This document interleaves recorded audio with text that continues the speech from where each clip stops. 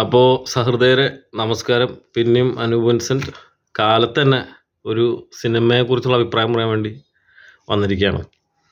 അപ്പോൾ ഇന്ന് എനിക്ക് ജോലിയില്ലാത്തതിൻ്റെ പേരിൽ ഇന്നലെ രാത്രി ഇരുന്നൊരു സിനിമ കണ്ടു നെറ്റ്ഫ്ലിക്സിൽ. ജെനിഫർ ലോപ്പസ് നായികയായിട്ടുള്ള ബ്രാഡ് പെയ്റ്റൺ. എനിക്ക് തോന്നുന്നു അദ്ദേഹം ഈ നമ്മുടെ റോക്ക് ആളുടെ പേരെന്താ ഡ്വെയിൻ ജോൺസണോ അങ്ങനെ എന്താണെന്ന് തോന്നുന്നു, എനിക്ക് കറക്റ്റ് പേര് ഓർമ്മയില്ല. എന്തായാലും റെസ്ലിങ്ങിലെ റോക്ക്, ഞാനൊക്കെ അങ്ങനെയാണ് പറയാറ്. അപ്പോൾ അദ്ദേഹത്തിൻ്റെ ഒരു സിനിമയൊക്കെ അത് ഇങ്ങനെ ചെയ്തിട്ടുണ്ടെന്നാണ് എൻ്റെ ഒരു ഓർമ്മ, ഈ ബ്രാഡ് പെയ്റ്റൺ എന്ന് പറയുന്ന ഡയറക്ടർ. ഓക്കെ, അപ്പോൾ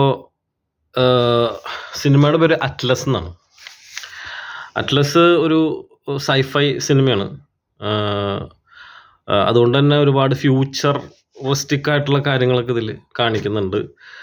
അതിൻ്റെ മൊത്തത്തിലുള്ളൊരു സെറ്റിങ്ങോ അല്ലെങ്കിൽ എന്താ പറയുക സെറ്റോ എന്നൊക്കെ പറയുന്നത് അത് വളരെ നന്നായിട്ട് തന്നെ അവർ ചെയ്തിട്ടുണ്ട്.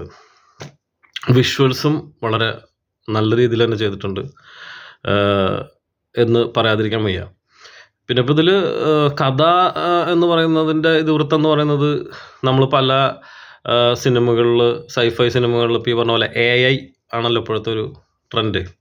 അപ്പോൾ അതിനെ ചൂട് പിടിച്ച് AI ആയിട്ടുള്ളൊരു റോബോട്ട് മനുഷ്യൻ അവർ തമ്മിലുള്ള ഒരു ഫൈറ്റാണ് ഈ സിനിമയുടെയും ഇതിവൃത്തം. ഇതുപോലുള്ള കഥകൾ പണ്ട് നമ്മൾ കണ്ടിട്ടുണ്ട്. വിൽ സ്മിത്ത് നായകനായിട്ടുള്ള ഐ റോബോട്ട് എന്ന് പറഞ്ഞ സിനിമ ഇതേ ഒരു കൺസെപ്റ്റാണെന്നാണ് എനിക്ക് തോന്നിയിട്ടുള്ളത്.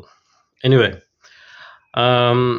അപ്പോൾ അതുപോലത്തെ ഒരു സംഗതിയാണ് ഈ സിനിമയും.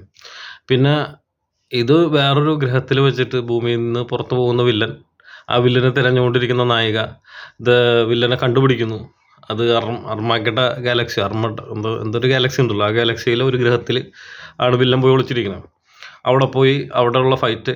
അപ്പോൾ ഇതിൽ എനിക്ക് ഇഷ്ടപ്പെട്ട കാര്യം എന്ന് പറഞ്ഞു കഴിഞ്ഞാൽ, ഇപ്പോൾ മറ്റ് ഗ്രഹം കാണിക്കുന്നതായാലും അവിടുത്തെ കാര്യങ്ങൾ കാണിക്കുന്നതായാലും അവിടുത്തെ ചെടികളൊക്കെ കാണിക്കുന്നുണ്ട് ഈ സിനിമയിൽ. അതൊക്കെ വളരെ രസകരമായിട്ട് എടുത്തിട്ടുണ്ട്. ആ ചെടിയൊക്കെ കാണാൻ രസമുണ്ട്.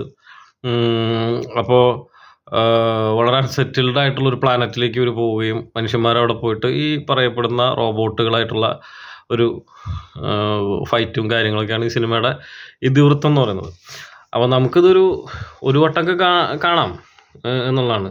പിന്നെ നമ്മളിതൊരു സ്ഥിരം പല്ലവി പോലെ പല സിനിമകളിൽ കണ്ടിട്ടുള്ളൊരു കഥ ഇതിവൃത്തമായതുകൊണ്ട് എനിക്കെന്തോ അത് അത്രയും കണ്ട് ഇഷ്ടപ്പെട്ടില്ല. പക്ഷേ ആസ് എ ഹോൾ പറയുകയാണെങ്കിൽ ഞാനിതിന് 5 സ്റ്റാർസിൽ ഒരു 2.5 കൊടുക്കും.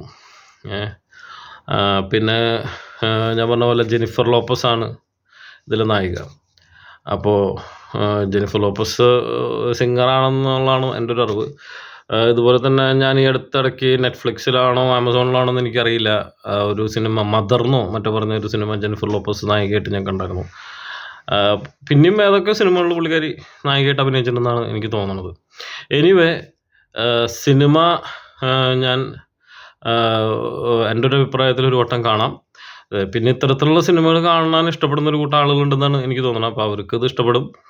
അപ്പോൾ അത്തരത്തിൽ കാണാൻ ആഗ്രഹിക്കുന്നവർക്ക് ഉറപ്പായിട്ടും അറ്റ്ലസ് എൻജോയ് ചെയ്യാൻ സാധിക്കും. പിന്നെ അതിൻ്റെ കഥയുടെ ഇതിവൃത്തവും പശ്ചാത്തലമൊക്കെ പഴയതുപോലെ തന്നെയാണ്. പിന്നെ ഈ പറയപ്പെടുന്ന ബ്രാഡ് പെയ്റ്റൺ എന്ന് പറഞ്ഞ ഡയറക്ടർ ഇങ്ങനെ എനിക്ക് തോന്നുന്നു വലിയ ക്യാൻവാസിലൊക്കെ ഇങ്ങനെ വലിയ സംഭവങ്ങളൊക്കെ കാണിച്ചിട്ട് സിനിമ ചെയ്യുന്നതാണെന്ന് തോന്നുന്നു. ഈ അദ്ദേഹത്തിൻ്റെ ഞാൻ നേരത്തെ പറഞ്ഞ സിനിമ എനിക്ക് തോന്നുന്നു സാൻ ആൻഡ്രിയാസ് അങ്ങനെ എന്താണ്ട് സിനിമയാണ്, സാൻ ആൻഡ്രിയാസ് എന്നോ മറ്റോ പറഞ്ഞ സിനിമയാണ്, ഞാൻ പണ്ട് കണ്ടിട്ടുണ്ട്. അത് ഈ പറഞ്ഞ പോലെ റോക്കിൻ്റെ സിനിമയാണ്. അതിലും ഈ പറഞ്ഞ പോലെ എന്തോ സുനാമിയോ അങ്ങനെ എന്താണ്ട് സെറ്റപ്പൊക്കെയാണ് എൻ്റെ ഓർമ്മ ശരിയാണെങ്കിൽ, എർത്ത് ക്വേക്കോ അങ്ങനെ എന്താണ് സംഭവിക്കുകയാണ്. അപ്പോൾ അതുപോലത്തെ സിനിമകൾ ചെയ്യുന്ന ആളാണ് അദ്ദേഹം. അപ്പോൾ അതുപോലുള്ള സംഭവങ്ങളൊക്കെ ഇതിലുണ്ട്. അപ്പോൾ അതൊക്കെ എൻജോയ് ചെയ്യാൻ താല്പര്യമുള്ളവർക്ക് സിനിമ കാണാം. എൻ്റെ ഒരഭിപ്രായത്തിൽ ഇതിന് 50-50 ആണ് ഞാൻ കൊടുക്കുള്ളൂ.